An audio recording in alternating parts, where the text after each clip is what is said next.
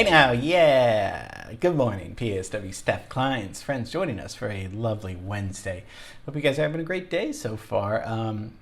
We had a lot of fun looking at Saint-Saëns, the French composer who did the Carnival of the Animals, which he did not want anyone to hear. Remember that. Remember, artists are smart, but sometimes they're not super smart about their strengths or their vulnerabilities. So, good thing that it's a good thing that, you know, after he died, somebody said, no, we should play this music. And it ended up being his most famous. And then we looked at Get Out, your film scoring assignment. The results are in, looking terrific, and very proud to show you that on Friday.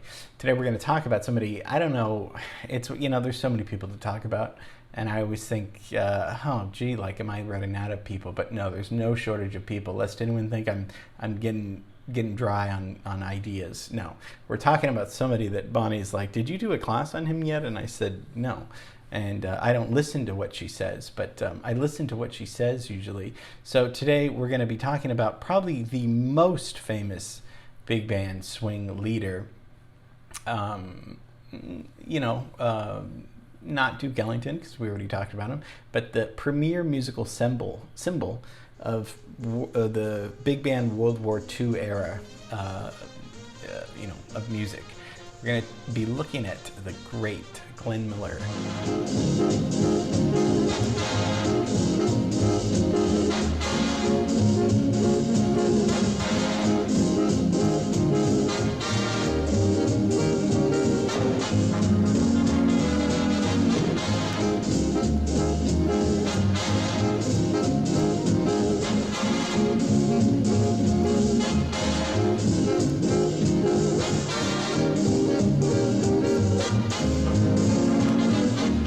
Everyone's heard In the Mood, right? That's his most famous song that he didn't write. He really didn't write any of his songs except Moonlight Serenade, which is no small thing, because that's probably one of the greatest songs ever written. But we're going to look at Alton Glenn Miller. It's a good thing he got rid of Alton, because Alton Miller is not as great as Glenn, with two N's.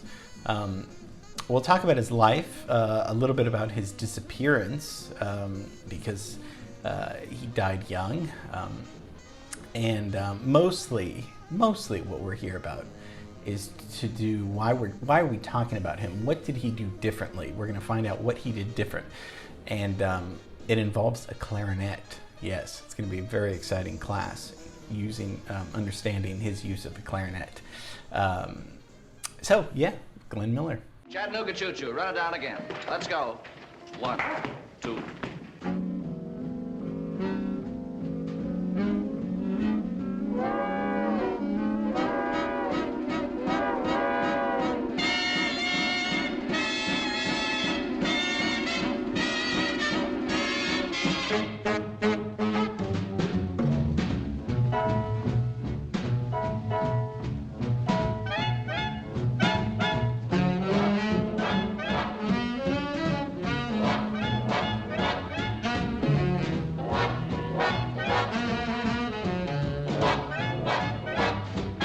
So born 1904, dies in 1944, lives till 40.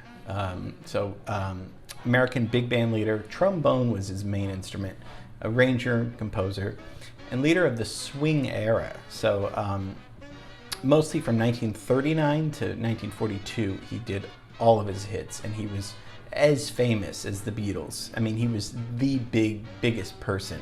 Everyone knew Glenn Miller. Everyone knew his songs, his repertoire. Everyone knew that. So let's leave Paris, because that's where we were with Saint-Saëns, and let's go to something just as beautiful as Paris, Iowa. He's born in Iowa. He and then attended grade school in western Nebraska. Moves to Missouri, and he starts finally making enough money milking cows, which is how I started my early, my first job, milking cows, to buy his first trombone. This is when and so now he can play trombone in the town orchestra. This sounds so small townish, but it really is if you think of Iowa or even America in the 1915s, early 1920s. He plays cornet and mandolin, but really switches to trombone by 1916. And his senior year, he becomes interested in dance music, dance band music. And so after he graduates in 1921, he decides he wants to become not a doctor or a lawyer, but a professional musician. So if he's into dance band music, what music is going on in 1920s? Some of it we looked at. I mean, Duke Ellington's getting his sound in the 20s, but I mean, he's still only 21. He's born in 1899, so only a few years before Glenn Miller. But we have Louis Armstrong, we have Dixieland music going on.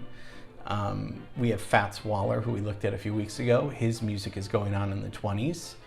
And then with guys like Benny Goodman and Tommy Dorsey, who we've talked about and haven't done classes on, they are saying, wow, we can get a lot of attention, female attention, any kind of attention from people that want to have a good time. And this is during the 20s, during Prohibition, when alcohol's not around. I mean, it's around, but how can people have a good time? Well, they want to get up, and there's no TV, there's radio, but they want to go out and they want to dance, and dancing is still fun. Dancing is something that we still do today. I don't do today, but I mean, people, supposedly it's supposed to be fun.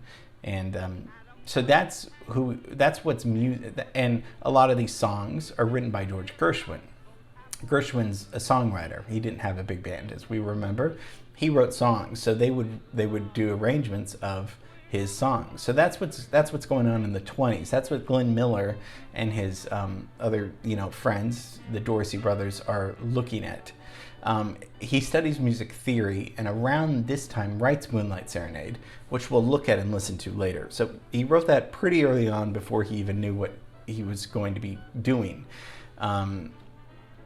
And toward the late 20s, he's playing in gigs, he's playing in bands all around town.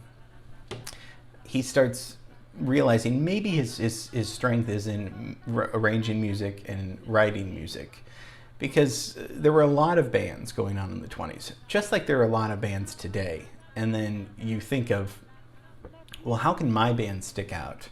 So 1928, he goes to New York City, and he marries his college sweetheart, Helen Berger.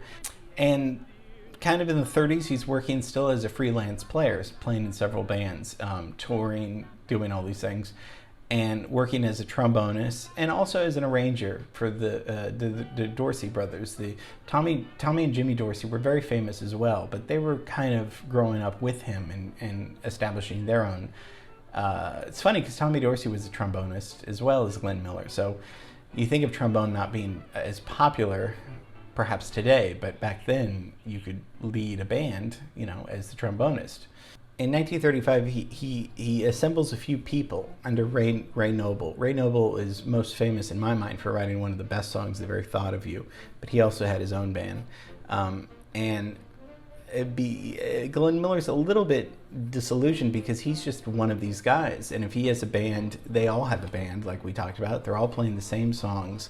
How is he going to have his sound? Sound is really what we're going to be paying attention to today, because if you have a George Gershwin song and you have an arrangement, it's almost like, okay, we can play the arrangement and that's fine and people are dancing, but how do you elevate that? How do you get to what he was after was, how do I get my band to sound like no other bands going on, which is a tricky part. How does any artist do, because everyone's, and we're surrounded by so many artists and influences, but what makes an artist special? Their style, their sound. So what he's going to do, it's not the first to do this, but one of the first, is he's going to use a clarinet. Okay, that sounds really scandalous, right? Probably the most famous thing we've heard on the clarinet is 1924 Rhapsody in Blue by George Gershwin. He uses the clarinet, but that's not, Rhapsody in Blue is a classical jazz piece. Glenn Miller has nothing to do with classical music. They're not interested, he's not really interested in classical music. He's interested in getting people dancing to his music. So what he's going to do is he's going to say, and there's a famous Hollywood scene where the trumpet player bursts his lip, and this is probably not real at all, and so they have a big gig and the trumpet player can't play, and Glenn Miller says, or Jimmy Stewart is like, well, we can use a clarinet instead of a trumpet. So because, and this happened in real life, not the exact circumstances, but he said, if we use a clarinet with the saxophones, that's going to give us a different sound. Usually there's 4 to 5 saxophones in a big band. Still, there's 2 tenors, 2 alto saxophones, usually a baritone sax. So he's not going to use a baritone. He's going to have his 5th one playing clarinet on top of these saxophones. This is going to create a whole different sound. It's interesting how something as simple as just adding one instrument can change the color of the whole orchestra, the whole big band. And that's how he got his sound. And the clarinet is playing the same thing. So usually the saxophones are playing the melody and then there's harmony. And usually the lead tenor is playing the melody.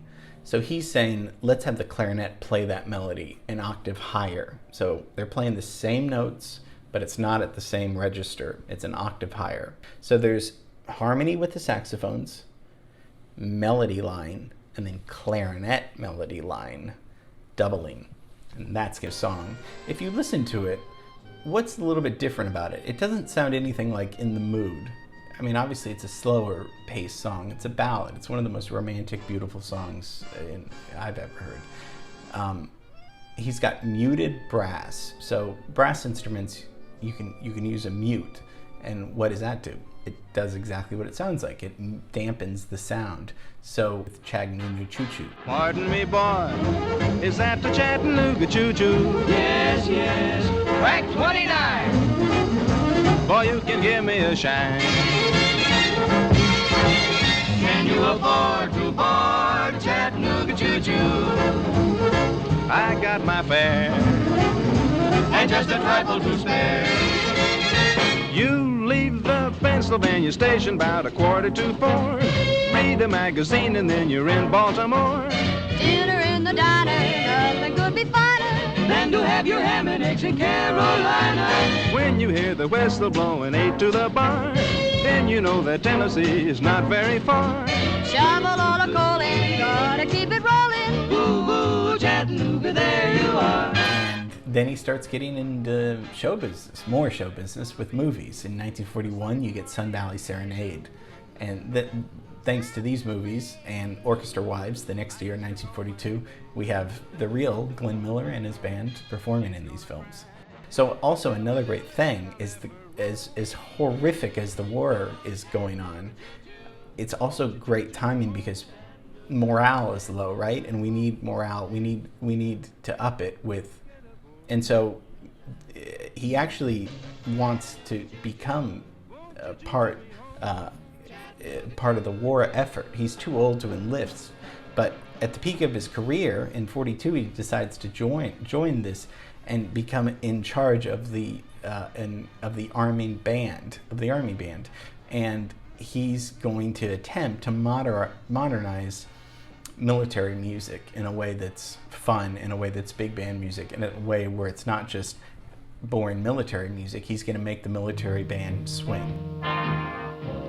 So he had to fly. He didn't have to fly. He shouldn't have flown in a small engine, leaving from the town of Bedford to the United Kingdom to Paris on December 15th, 1944. And this is, he's going to meet his band, but it's a single engine and it disappears. They still have not found it. It disappeared while flying over the English Channel, which is not huge. And this is, so he's doing all these great efforts for the war, but he ends up disappearing, probably in bad weather, and it probably crashed in the English after the fuel tanks froze. So it was probably instant, which is good, but it was probably it was probably because it was frozen, and no trace of it was ever discovered. There's different stories that I was reading where, there's different conspiracy theories whether he was shot down, but I think it was just bad weather and they were flying low and, it was cold, and it was unfortunate because I think according to records, they weren't, they were not even allowed encouraged to do this at this point, but he wanted to make the gig. They announced his disappearance on Christmas Eve, which is really sad. And in 1953, you get Universal Pictures does the Glenn Miller story, and that's what we've been looking a little bit at with James Stewart. So he had a staff of arrangers who also wrote and arranged the songs. Jerry Gray, I didn't know him, but he wrote and arranged one of my favorite songs, and his most popular songs, "A String of Pearls."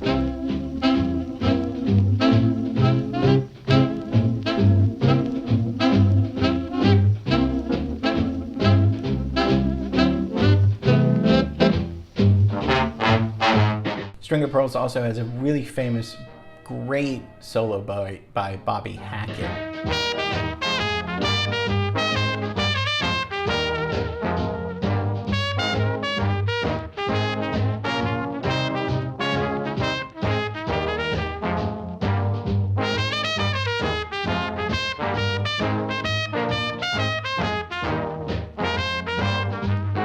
So I just wanted to share with you a little bit of my favorite Glenn Miller stuff.